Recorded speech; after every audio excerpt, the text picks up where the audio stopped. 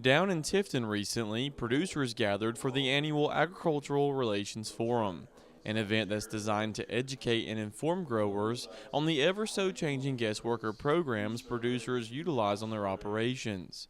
The importance of the event can't be overstated, as it comes at a time when producers have been burdened with frequent drastic changes to the program so many of them rely on.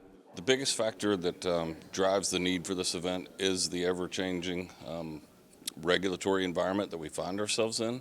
And for a grower that is focused on growing a healthy crop, um, keeping up with 600 pages of regulations and new rules is a challenge. So if we can synopsize that into 2 days and again keep them, let them have the information so that they are compliant, so that they know they're operating their farm the way that the rules stipulate, but also the way they want to be able to operate and treat their employees who come back year after year and become part of their families.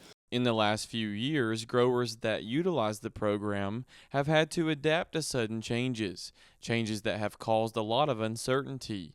The biggest being the wage rate, which has increased more than 20% in just 2 years, a huge hurdle for producers, especially when that rate could change at any time. One of the biggest factors influencing the effectiveness of the program is what we call the adverse effect wage rate, and that becomes, in effect, a de facto minimum wage rate for all ag work in your area. That rate can be increased at any time during the year. The last few years we've had a 21% increase in 23 and 24. That comes after the fact that our growers may have already had contracts to provide produce to their suppliers. So that uncertainty comes in with I can't identify what my labor costs are going to be next year because I don't know what the pay rate is going to be. More uncertainty comes for producers as a lawsuit has been brought forth that is challenging the overreach and unfairness in the many burdensome and unfair rules and regulations the Department of Labor has issued. The latest rules we feel were an overreach by Department of Labor, outstripping the authority granted to them by Congress, and in fact they're conveying rights to foreign ag workers in the country that are even U.S. citizen workers don't receive.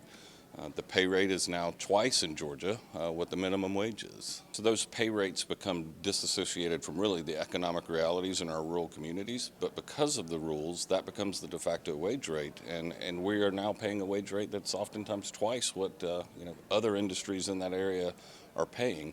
That leaves us uncompetitive with our foreign competitors and susceptible to seeing more of our food supply come from other countries. Ultimately, Butt says that the rules and regulations have been changing in a way that has left growers at a very unfair advantage, especially when you add in all of the many other challenges that they're dealing with. We find ourselves at the intersection of trade policy and labor policy that is leaving our growers uncompetitive or at a competitive disadvantage to foreign competitors. For food security, we've got to make sure that American growers have a future and that growing fruits and vegetables in the U.S. is sustainable.